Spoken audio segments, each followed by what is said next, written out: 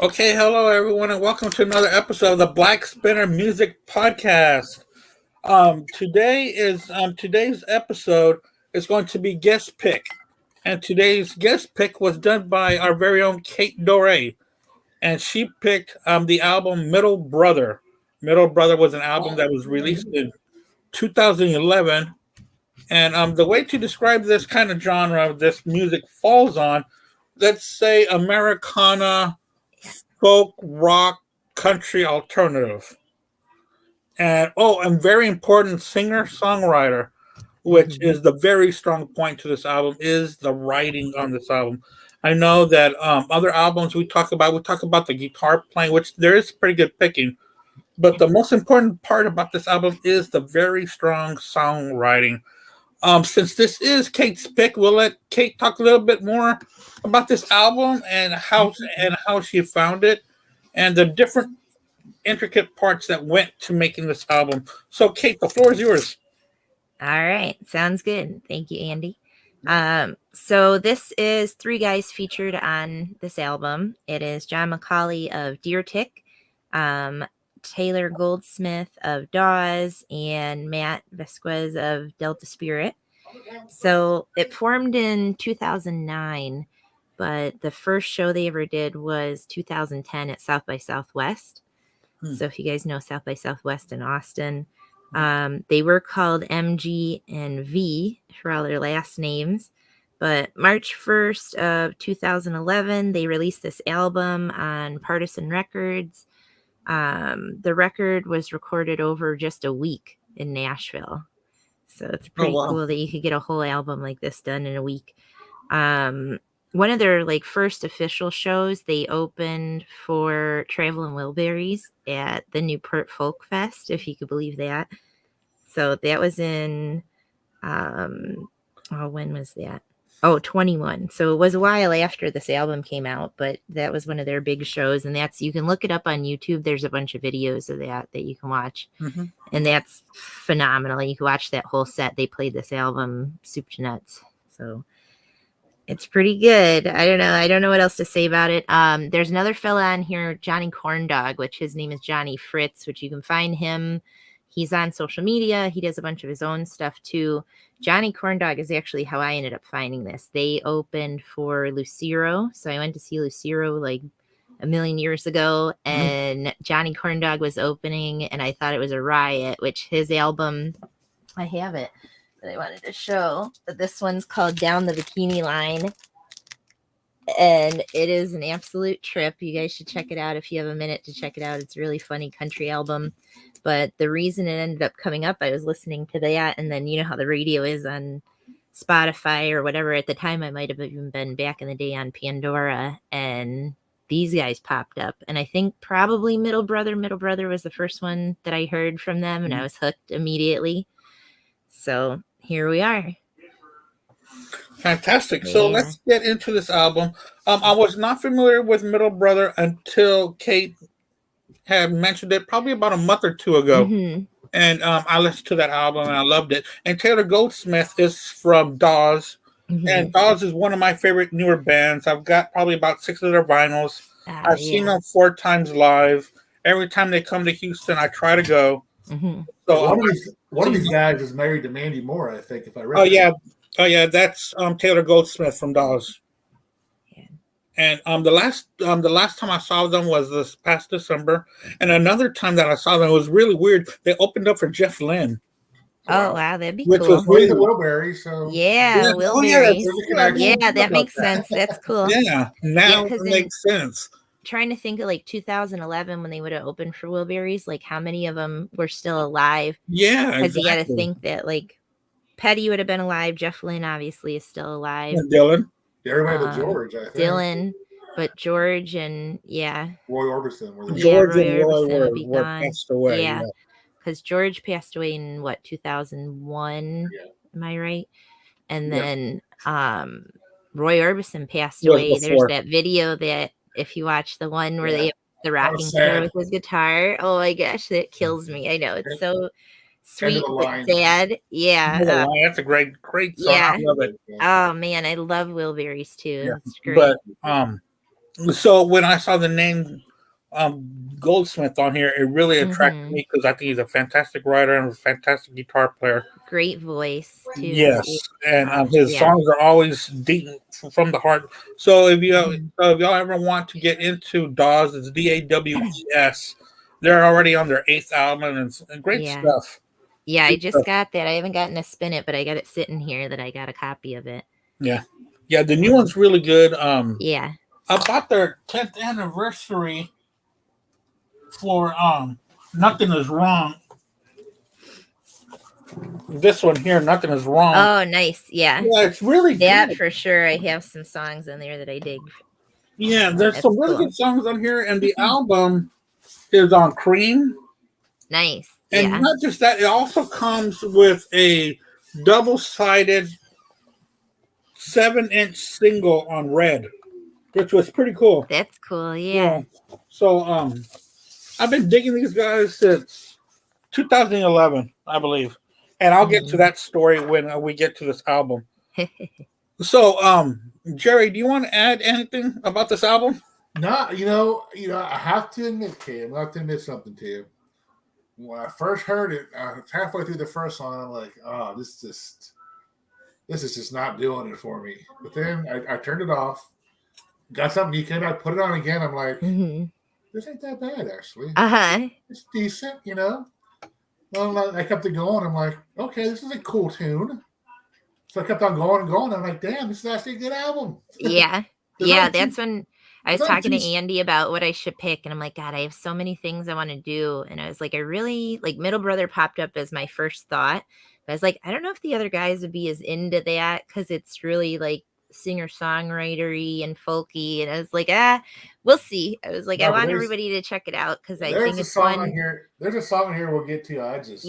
It's a slow burn. And for me, which you guys know, I'm not a big ballads person at all, which like almost every single song on this is a ballad, which is funny that I love this album so much. And it's so funny. I was all like, she doesn't like ballads. That's what this whole album is. Pretty much I know. Yeah.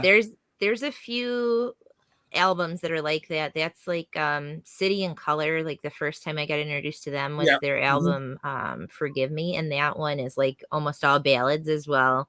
And that's another one that it's funny that it's something that I would be really into because I'm not the biggest ballad person, but they're just so good. I don't know. To me, they're just so relatable and realistic, which some ballads are just like way out there, like fairy tale Disney kind of stuff. And I'm like, all right, it's not real. And that's, I think, when I first got into John Prine, the first song I ever heard was In Spite of Ourselves. I was like, that's like one of the most realistic love songs. Like it's cheesy and cute, but it's also like more real, Yeah, and that's the great thing about this album. It is full of ballads, but it does not have the overwrought orchestration to it. It's earthy with straight up acoustics. Yeah, it's good. It's guitar plugged into amp, Yeah, I think that is like to me more. I don't know if it's like soulful or humble in a way. Like I don't know what the right word to describe it, but it just seems more human and genuine in my mind. That's how I like a lot. Yeah. There's actually, I'm sorry, Kay, I don't mean to keep. You're good. No, you're good. There's actually a couple of songs here. It actually kind of remind me of the 50s and 60s, kind of a little bit. Some of those older, like folky songs are definitely. Yeah, and there's a song here that made me feel like I was in Greece. At the dance. That was kind of cool. I mean, there's so many different. There's a lot of different sounds on here. Believe it or not. Their style changes so much, and you can tell each song because each guy wrote a different part of it or wrote a different song, and you can tell each person's like whole persona really comes through, I feel like. And each of them play guitar, each of them sing. They have Jason Isbell is featured on here playing guitar. They have Johnny Corndog, obviously, is like credited as a composer on some stuff, and he sings on here and plays. Adam Landry is a producer on here.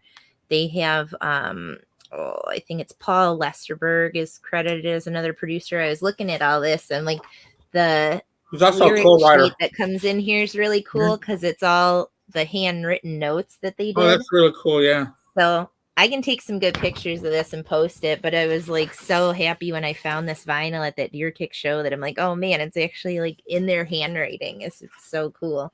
And they each have a note on here on the outside that has like them thanking whoever. And like those are always nice when you get a lyric sheet. So Yeah, those are really neat. So let's get started. We'll start from the top to the bottom. We'll start with Kate. Kate, track 1, Daydreaming. Daydreaming.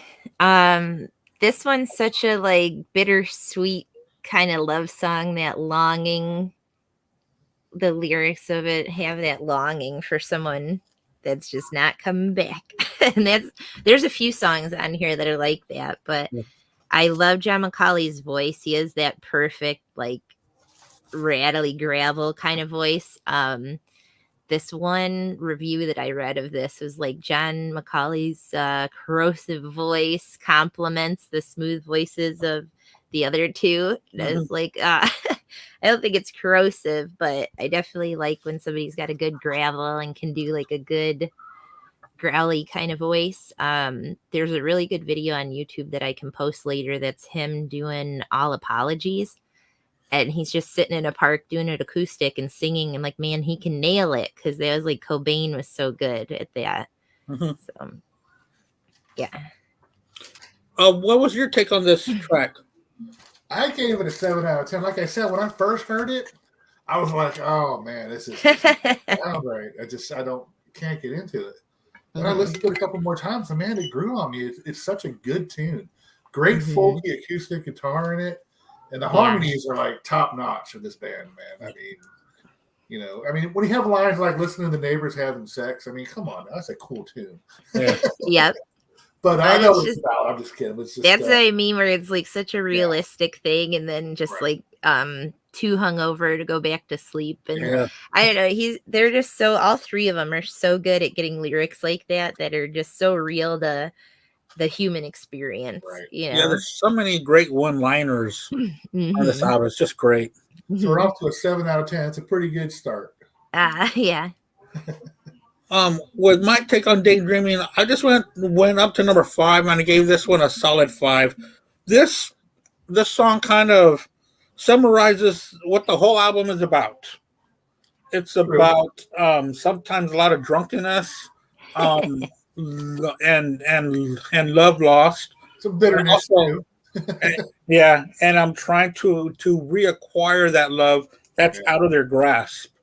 And just the lines on here, you know, and I'm daydreaming of you again. You know, it's just, you know, he, in different verses, he puts himself in different situations that he's daydreaming that these things are happening, but he just sits while life passes him by. It's just a great tune. So it was off to a great start. The next song is going to be sung by Vasquez from Delta Spirit. It's called Blue Eyes. What do you think about this one, Kate? So this one, I love the way the guitar sounds on this one, and the intro kind of jam that they have going. Ranking this, I didn't do a 7 out of 10. I don't know. They'd probably be like a 7 out of 10 for me on this one.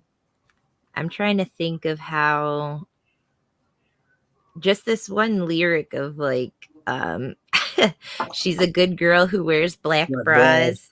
I love that. And then she's one who can make me crawl, but she's too sweet to force me. Yeah. I just like that. There's a bunch of lyrics in here that are similar to that I think are so interesting, the way they phrase things. So yeah, it's a good one. I don't know.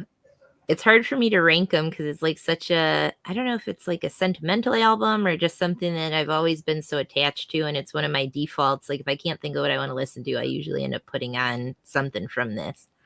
Oh, okay. Yeah.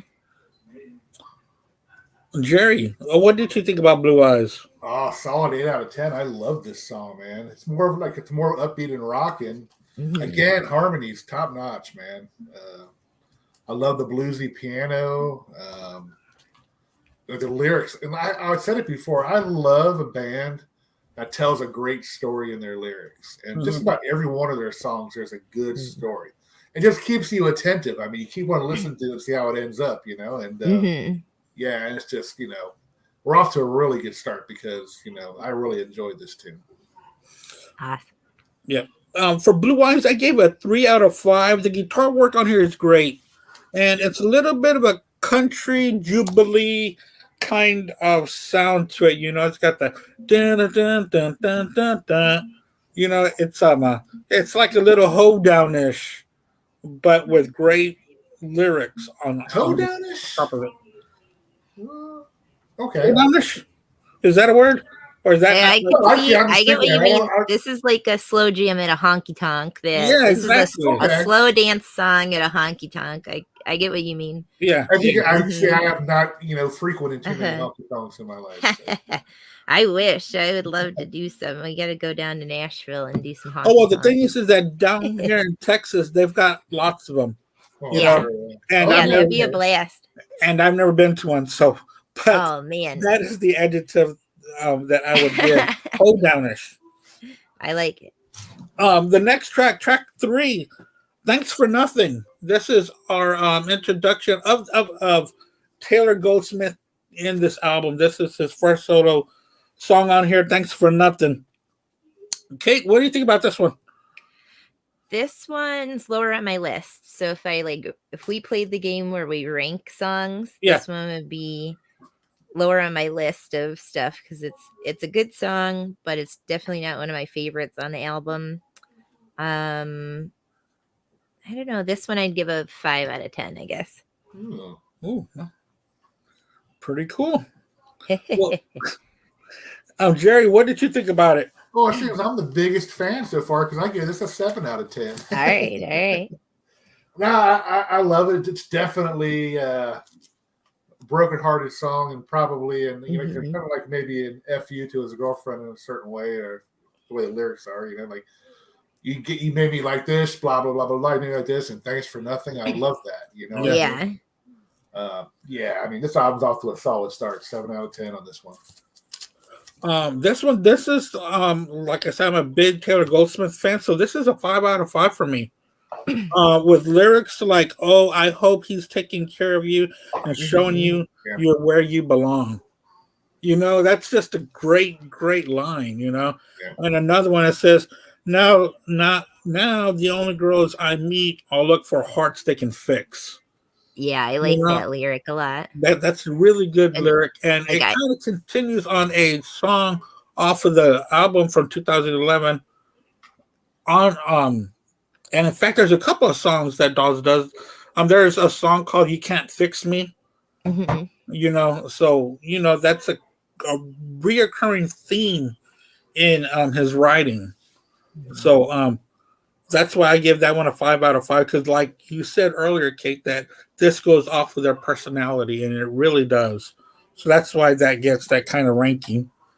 The next track is going to be the title track called "Middle Brother." Kate, what's your going on with this? This one is like a 10 out of 10 song for me. This is the first song. I assume it's the first song I heard from them. It's so hard to remember back that long ago, but I'm guessing it's the first song I heard from them. But everything about this, I love the way this sounds. I love that it's a bunch of that, like all of them sing in this, and Johnny Corndog sings on this, and the lyrics on this one are a trip. I just love that, like, stay hydrated from a double shot, get my nourishment from a punch in the gut. And then what's the next? Like, the other one that I love on this is that I know my days are numbered, but I'm bad at math. It's such a brilliant, genius, actually. It's such a genius lyric. I don't know. I just love this song. Start to finish, this one's a 10 out of 10 for me. It's just such a good jam.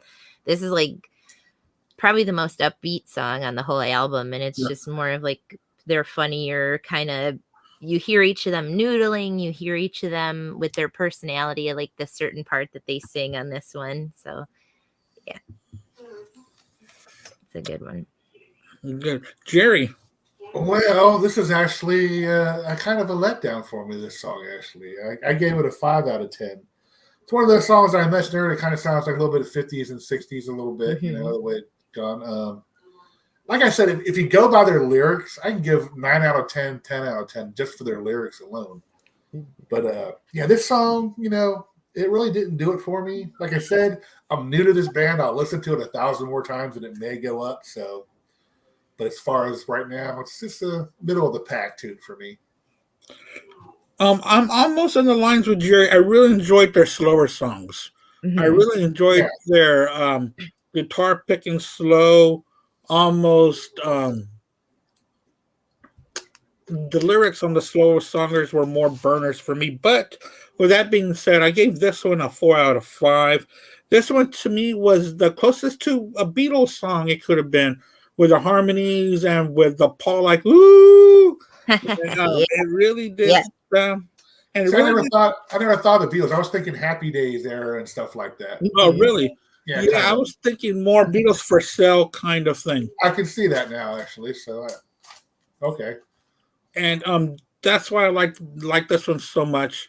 And also was like Kate was saying that everybody was in on this one. The different other people that contributed to this album. And you can feel it was a little bit more a fuller song and a little bit more funner. They're more upbeat ones. So that's why I gave this a 4 out of 5, and I really liked it.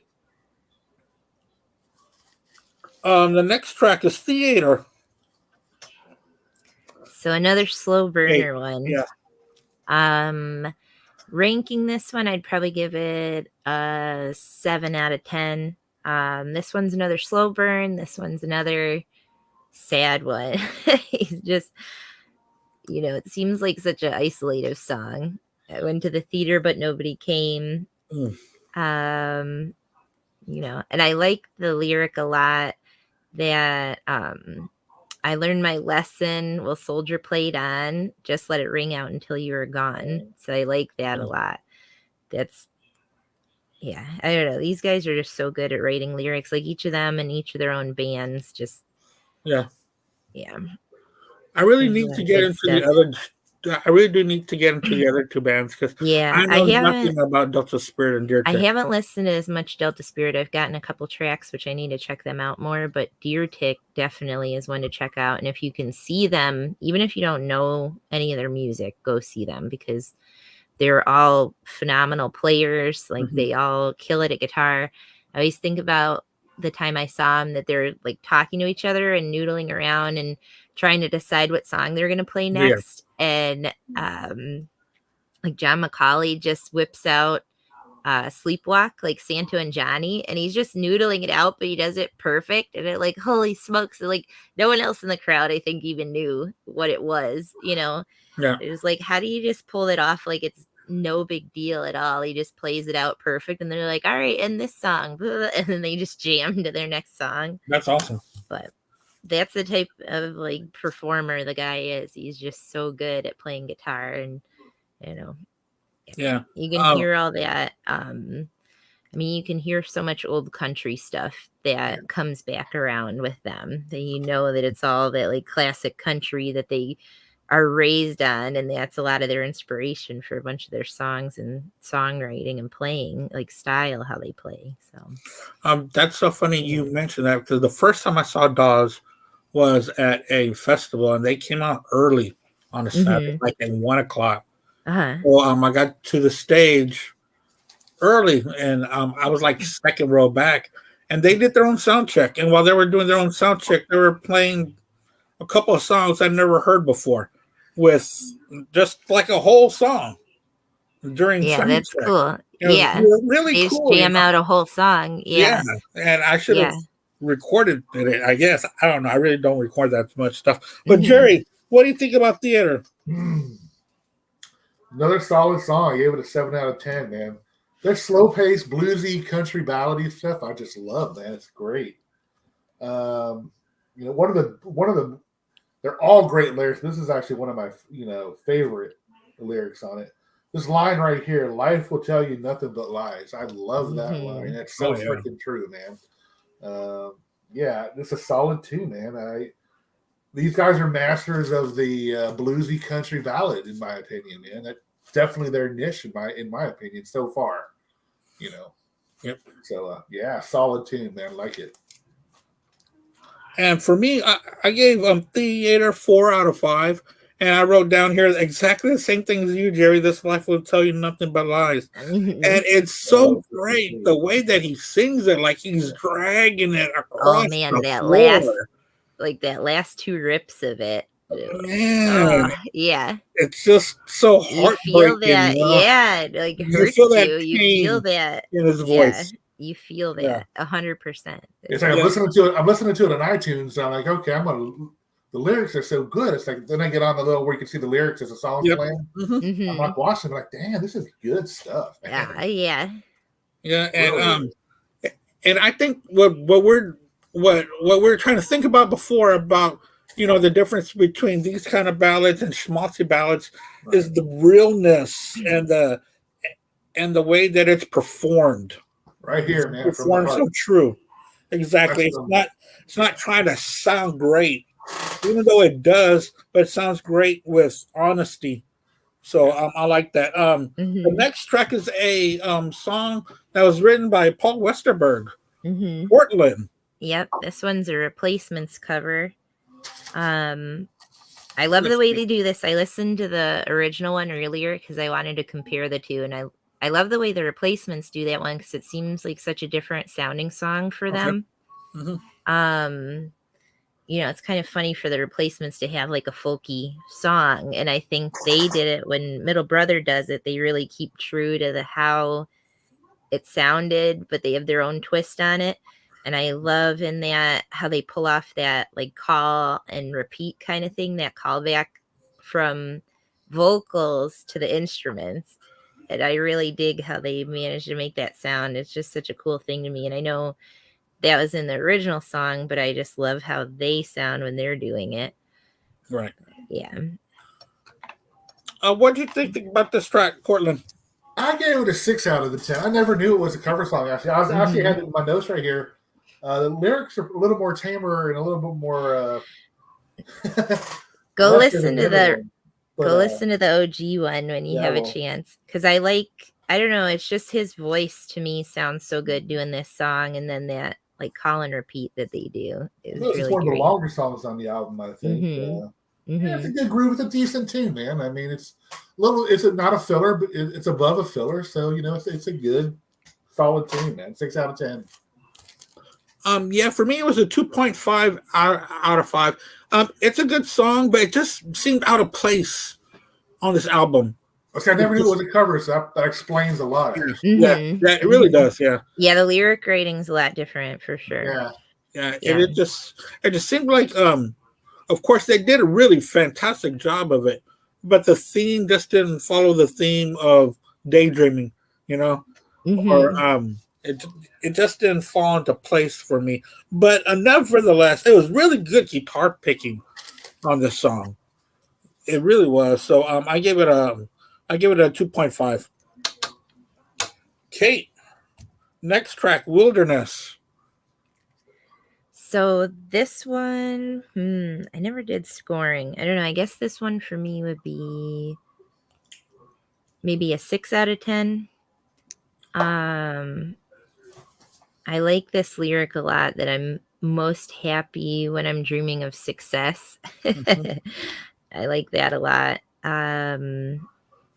This one's another slow burn. I mean, this one, I feel like that lonely feeling too, that there's a lot of songs on here that give you that isolative kind of feeling. I'm like, I wonder if that's what they mean by wilderness, that like all my good friends call me wilderness. And that's the part I did not. I was going to ask that. Yeah. Like, what does that mean? Yeah, that's what I'm thinking, that I don't know, like that it's like being out there in the world alone. Yeah, if you're out in the woods alone, and I don't know, that disconnect from humanity kind of thing. I was trying to think of how to explain the way that one is, but I think the wilderness thing is what comes to mind the most, that you're like out in the woods alone.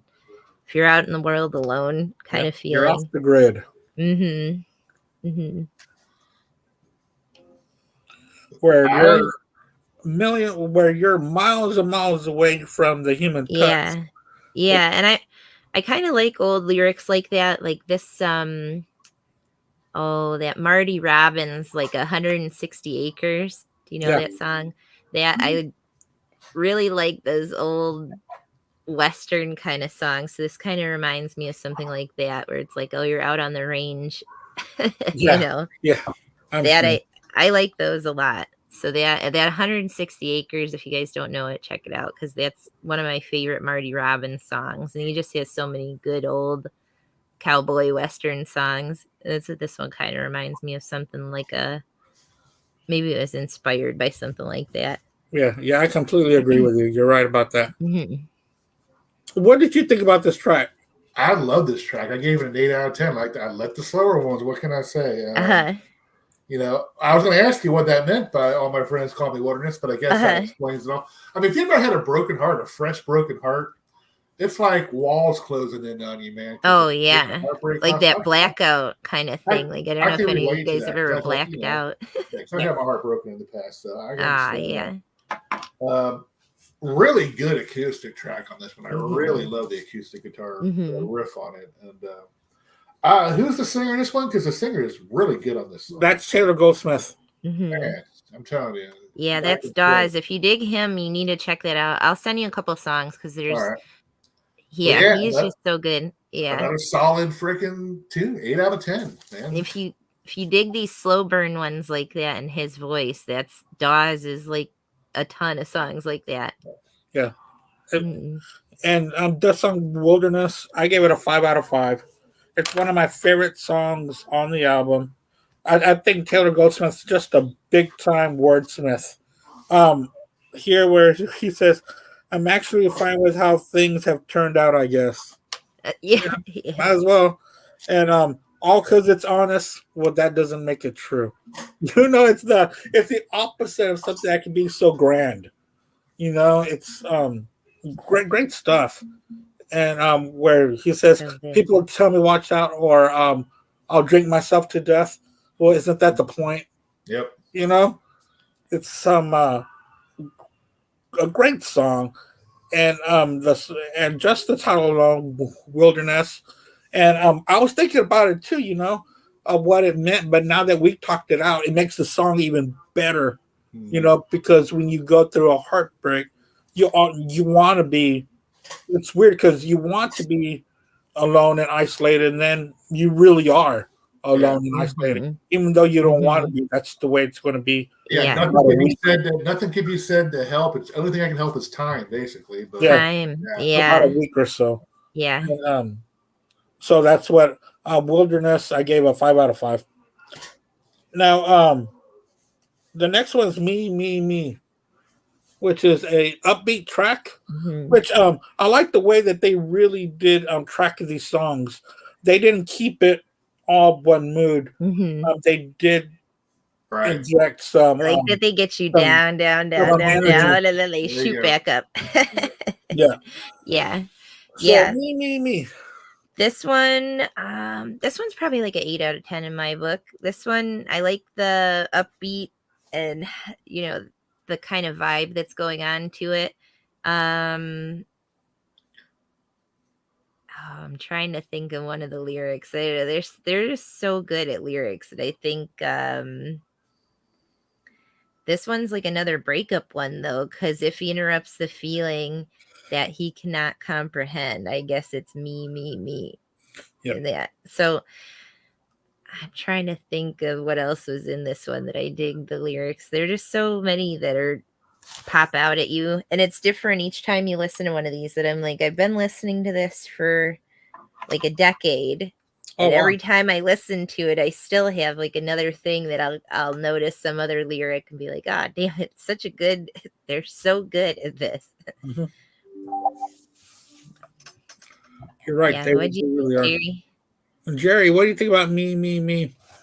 Again, this song was like the song Middle Brother, that same kind of 50s, 60s vibe to it. I didn't really care for it that much. It was kind of another letdown. I gave it a 5 out of 10. Like I said, man, they can nail the slow ones, in my opinion. Not a fan of the real, 50s, 60s influence type ones. That's what that sounds like to me. It may sound different to you guys, but like I said, I'm new to the band. I'll listen to it, and some of these might change. I may not like some of the songs as much as I like them now. Right? So it can change. Everything changes because we could do this whole podcast in another year again, and it'd be different. That's what I said when I was thinking about all these. That I'm listening to them again for like the millionth time, and there's always something different, or like my mood is totally different, and that makes a difference in what I think about them or how I feel about them. Yeah, especially this album. This album can really trigger what you're going through. Yes, in a moment in time. Yeah. So I don't know if it's a great song to listen to if you're going through a broken heart, but no, yeah.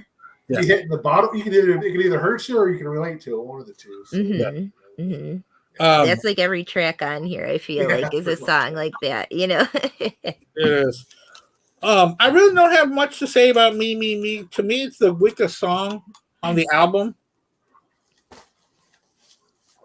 So I'm just going to leave it at that. Nothing really grasped me on this one, which was odd. And so I'm just going to leave it at. To me, it's just the weakest of the track. What's going on with you, Kate? With Someday? Someday, this one I think would be like a 7 out of 10, maybe higher, 8 out of 10. This one I can see as being when Jerry said one of the songs feels like a Grease song. This is it, I bet. This one, I love that. I never said I had a head on my shoulder. Did I say I love you when we're older? That, I don't know. Those are just so good. I really like the way the guitar is on this. And I'm trying to think. I don't know. This one's just a fun one. It's another kind of upbeat one, but this one's still like a sad one because he's kind of like telling her off, like pushing her away kind of thing that I feel like's going on in it. So it's a little bit more upbeat than some of the slow burn ones, but it's also another one that maybe someday I'll just give you the rest, like that. Like he's never returning any of that love and affection is how I feel about this one. Someday he might, but don't count on it. Oh, someday that will never be. That's the way that ends. Yep. Yeah.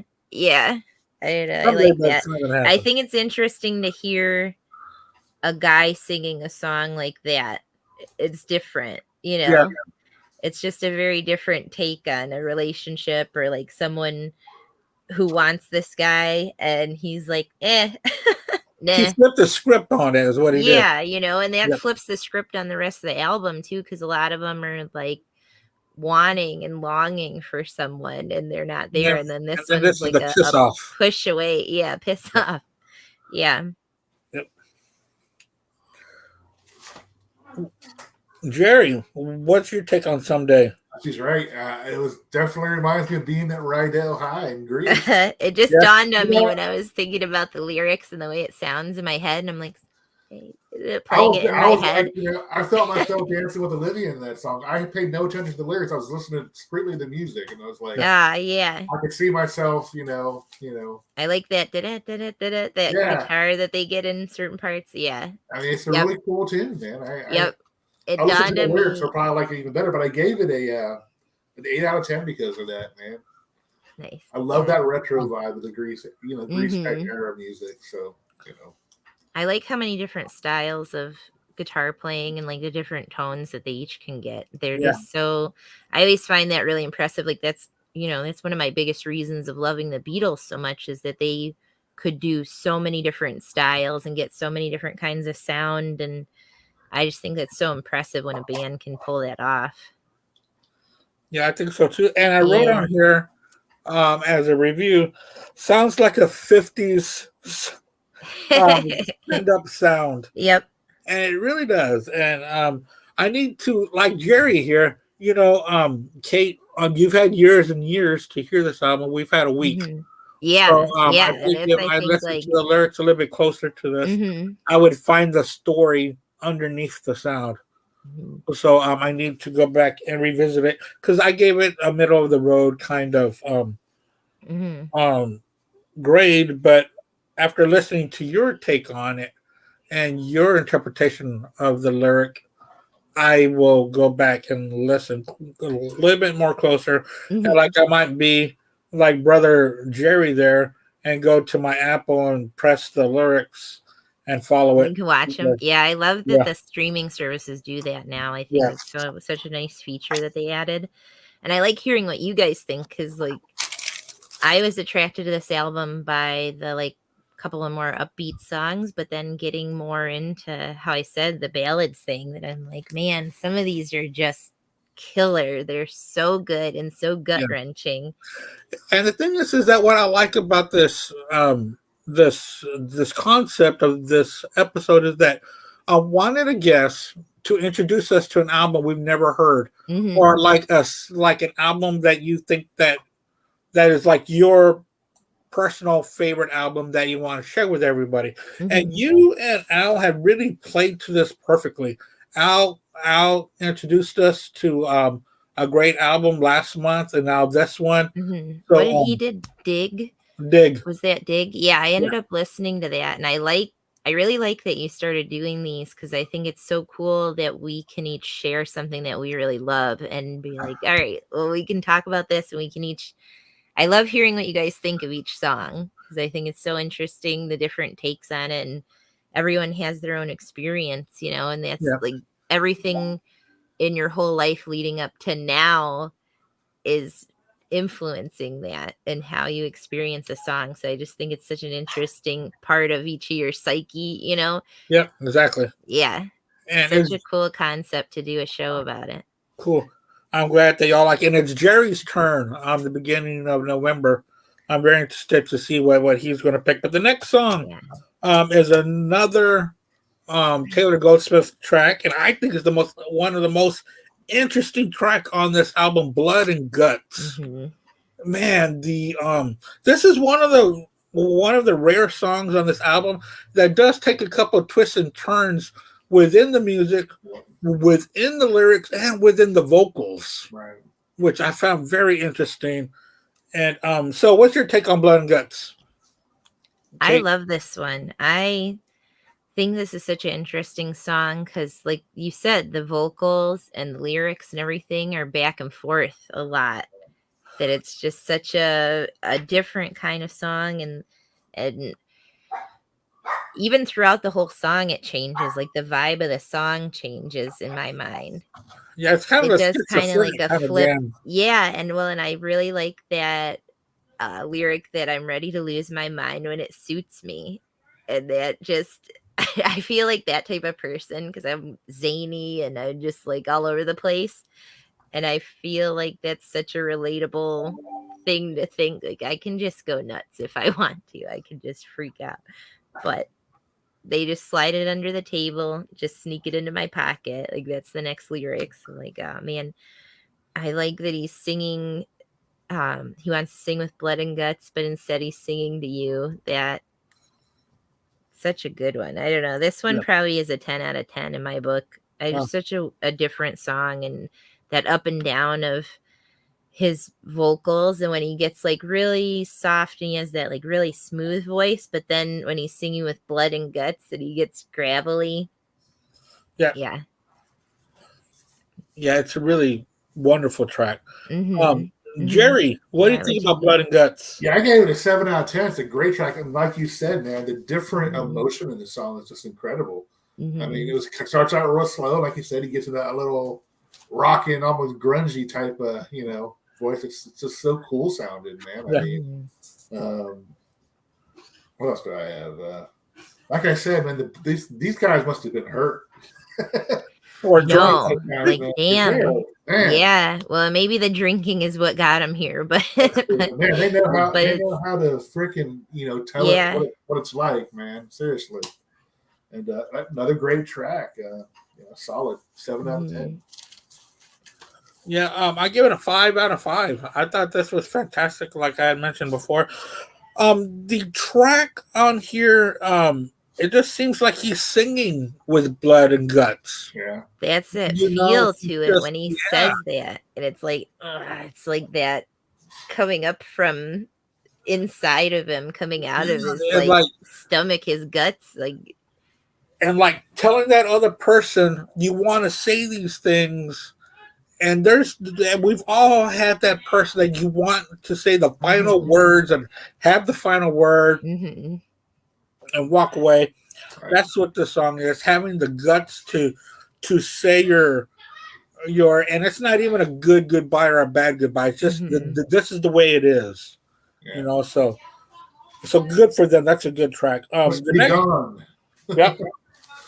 On the next track, Mom and Dad.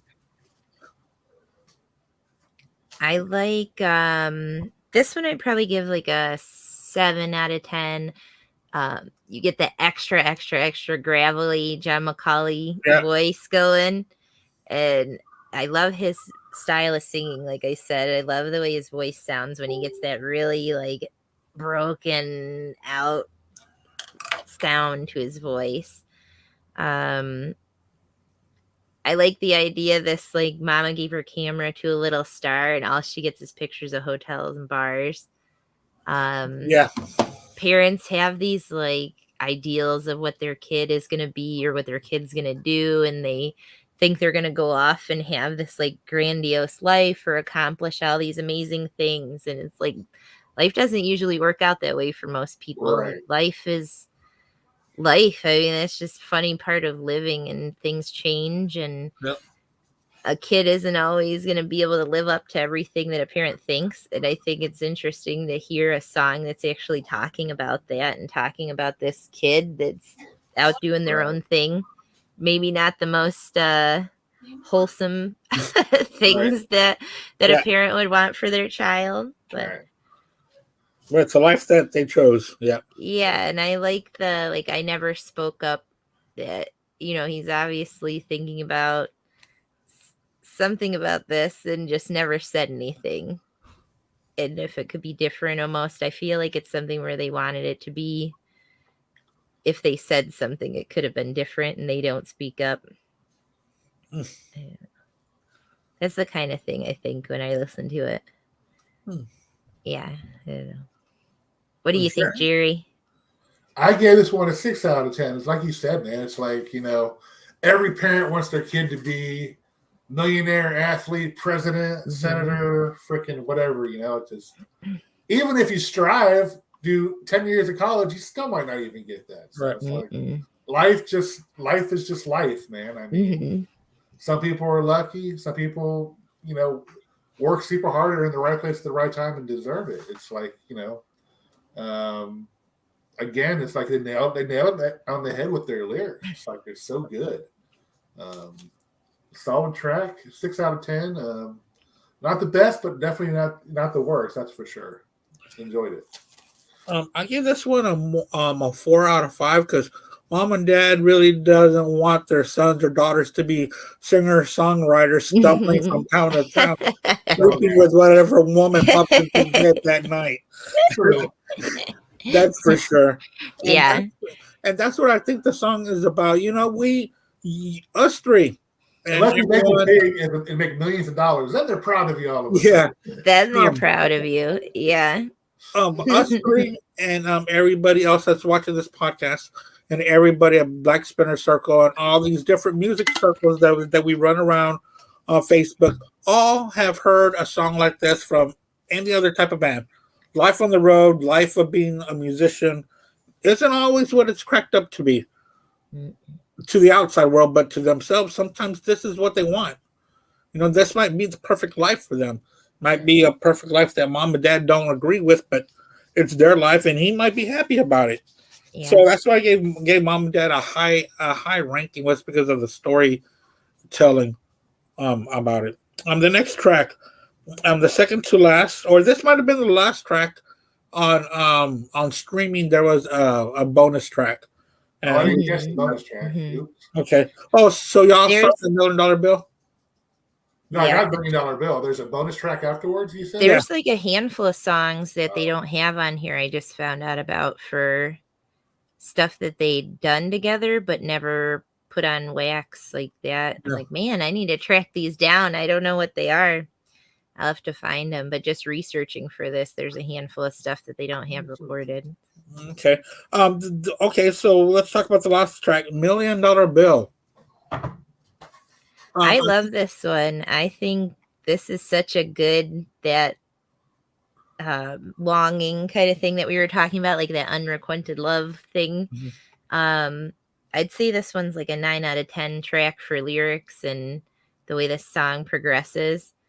And each one of them has their own little bit that they do, which I like that because I like hearing each guy sing and I like hearing each of their bits of lyrics. But I like this. I'm just going to read this first part just because this, when it hits me that she's gone, I think I'll run for president, get my face put on $1 million bill. So when these rich men that she wants show her ways they can take care of her, I'll have found a way to be there with her still. Like, damn, that one just like, that one punches you in the heart. And throughout the whole song, there's lyrics like that because that's like John Macaulay's next refrain here too. There's like that. And this one's just such a bittersweet song. Like if you were that broad and a dude wrote a song about you like this, you're a monster if you don't like this guy. That's how I feel about this one. So I think it's just such a good unrequited love song. Yeah. Another great lyrics one. Yeah. What do you think about the song, Jerry? Yeah, remember I told you about a song that I just fell in love with? This is the one, man. I love this song. I was going to read that first verse too. I love it. I love that. And the next one is so, man. It really is. Yeah. I even love the oohs. I'm not an ooh guy, but man, they sound really good in this song. I've listened to this song quite a bit today, and it is just an awesome song, man. I mean, this is going to be a great song for me for a long time. So thank you for introducing me to this song. So I'm so glad you liked it that much. There's such a good jam on here. And I did my averages, and all the songs I did, I came up with a 7 out of 10. So that's a pretty good record. So good one. Good call on that one, Kate. Thanks. I'm so glad you liked it. Yes. On the song $1 Million Bill, I'll take myself back to 2011 when I was still subscribing to the Rolling Stone magazine. I was living in an apartment, my wife and I was reading through Rolling Stone magazine, and there was this song called $1 Million Bill by Dawes, because it's on a Dawes album. It's on their second album, Nothing to Lose. Jeez, I just slipped my mind. Where is it? Oh, because I'm going to put it on when we get off anyway. It's on this Nothing Is Wrong. And that's what got me into Dawes was this song, $1 Million Bill. And this was just sang by Taylor Goldsmith, of course. And then when I heard it on here, along with John Macaulay, where it was kind of a duet, it really did make, I wouldn't say make the song better because it was already great. So it didn't ruin it for me. It was just a nice spin on a song that I already love. So with that being said, each verse is beautiful. You know, putting the face on $1 million bill, or make about the moon my home and leave this world behind. That when she looks at the light, that makes her look prettiest. But she'll be looking at me every time she shines. I love that. It's so good. They're just so damn good. Like, you know, and when he says, you know, when I finally move on with my life, and her shadow growing into the night, you know, when it hits me that she's gone, you know, and that's just a great song, and I've always loved it. I've loved it for years, and it was so great, so good to hear it on here, because when I was going through the tracks, I said, $1 Million Bill. I immediately went to that track just to hear it, just to hear the difference in this one and that one. And Jerry, I'm going to send you that Beatles anthology. I've got a burned copy of this album by Dawes, There's Nothing to Lose, and I'll send that along with it. Sweet. Yeah, take your time, man. No hurry. Because years ago, when I started to learn how to, because I bought the Dawes on iTunes. Y'all remember the little pocket iTunes there? Oh, yeah. And then I burned it because I was trying to make CDs out of whatever I had, and that was one of them that came out.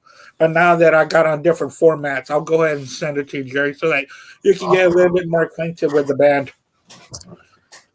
All right, guys, that was the last track. Thank you so much, Kate, for introducing us to a great album. I'm so glad you guys liked it. That just we really enjoyed that it. makes me so happy.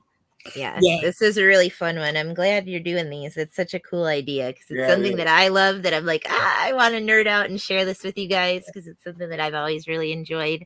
Yeah, when it's such a fun thing.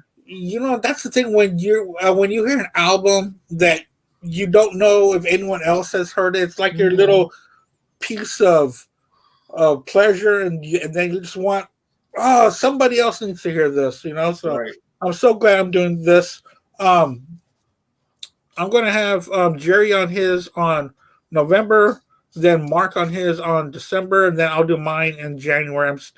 I got 3 albums, and I don't know which way I'm going to go. Yeah, I'll let you guys know this weekend what it is. I'm not gonna be able to join you next Wednesday for the song battle. Okay. I have other plans, but I'll let you know what album it is. I have a couple in mind. Okay. So next week on Black Spinner Circle, I've already got Mark and Al committed. It's going to be another vinyl battle. This is going to be Stone Temple Pilots Core versus Smashing Pumpkins Simon's Dreams. I can't wait. That's a toughie. Wow. Yeah. That'll be an interesting one. Yeah. That's a toughie. That'll be a good one. And I was talking to Mark about it, and I did not realize that Core came out first. I never knew that. I thought Simon's Dreams had come out first. But if we know, Core was a very slow climber. And once it hit, man, it blew up. But it hit hard. So I'm very excited for that one. If you want to join us, Kate, please let me know. And then I'll be on vacation the week after that.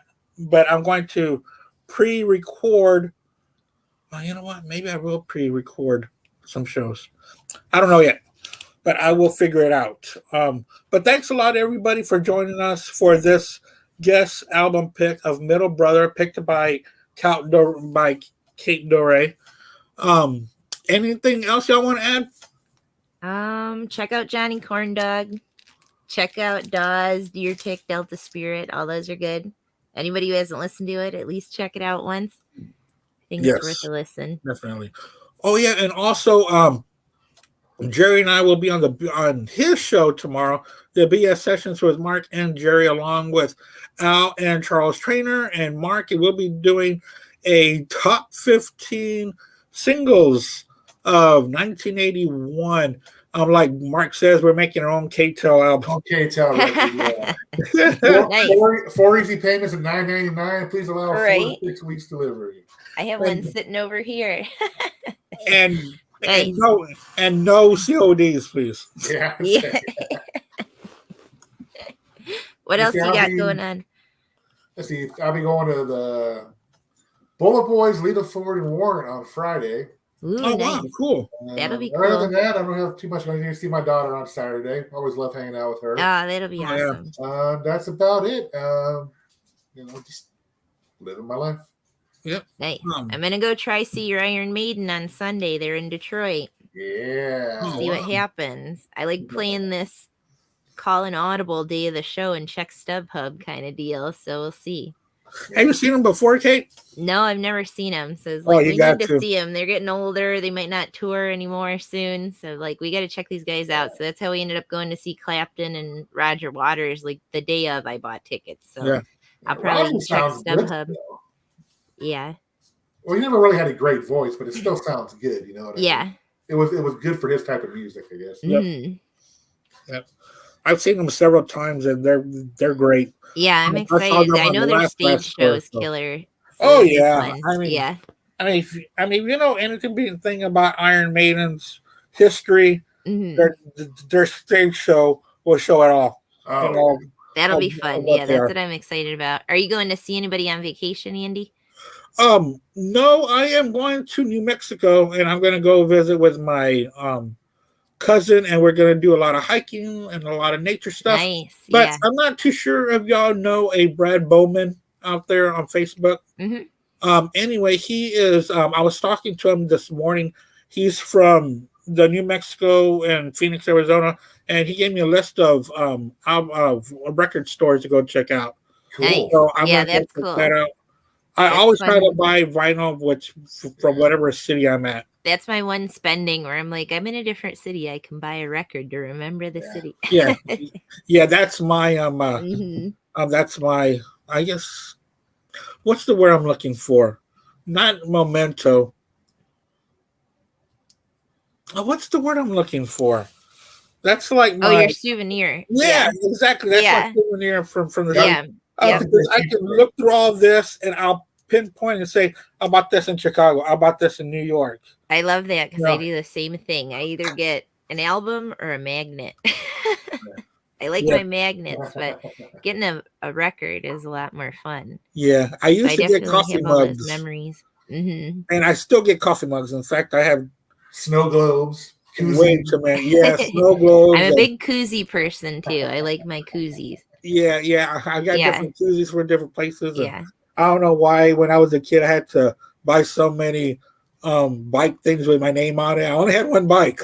And I don't know why I had to have so many license plates. I love it. On it. You guys remember those cool things? They're not around anymore. I don't see them anymore. It's where you turned it over and it made these sandscapes. Went through this liquid. Ooh, yeah, they're like slowly went to the bottom and really I like those. Things. Yeah, no, whatever happened to those? Those things were cool. I know those things went away. You remember those like pin things that you'd like push your face or your hand into? Yeah. You don't see those. There's a bunch of weird stuff like that I feel like was really popular in the 90s. That is like just gone.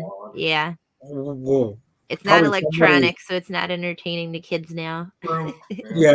Well, probably somebody stupid poked their eye out with that. I know. You like accidentally stab your eye. Somebody cracked open the sand thing and drank it. Right. Yeah. Someone's got to try something dumb. Right. Every time I put my face on those things, I always acted like I was Han Solo. Remember when Han Solo got frozen? I like it. That's so funny. Yeah. So I'm gonna be in New Mexico. So that'll be gorgeous. You're gonna have a blast. Yeah, I'm gonna have to make a couple of episodes for my football and baseball podcast because I don't want to skip a week of those. So probably get with Jerry together on that one. Probably do something the couple of days earlier on that football one, Jerry. Sure. That we don't skip that week. All right, guys. Thank you again for joining me. This has been a fantastic time. I'm talking about a album that was new to us and that we really enjoyed very much. And we'll see y'all tomorrow on the BS Sessions with Mark and Jerry. And Kate, I hope you're able to make it to Iron Maiden because it's worth it. We're trying. We're gonna try. Once. It's a fantastic show and fantastic songs. Yeah. And Mark went to it last Friday, I believe. And he said it was phenomenal. Yeah. And they played a couple of tracks off their new album or their latest album because it's already a year old. But it sounds better live than what it was on the album. I bet. Yeah, a lot of those guys, that's like Judas Priest and stuff. You need to see it live. You gotta put them on the stage. Yeah. All right, guys. Well, good night, everybody. And thanks, Andy. Thanks, Jerry. Very welcome. I'm glad you guys enjoyed this. This was awesome. Very much so. We really did. And thank you, everybody, for watching now, watching live, and watching afterwards. Please leave comments about this. And please go out and stream this album. We know that there's millions of you that have streaming devices. Yep. Yeah. So stream this album. It's called Middle Brother. It's their only album that they made, and it's self-titled. So check it out and let us know what y'all think about it in the comments here on Facebook and on YouTube. So thanks a lot, everybody. Y'all take care. Take care, everybody. Bye, guys. Bye-bye. Take care.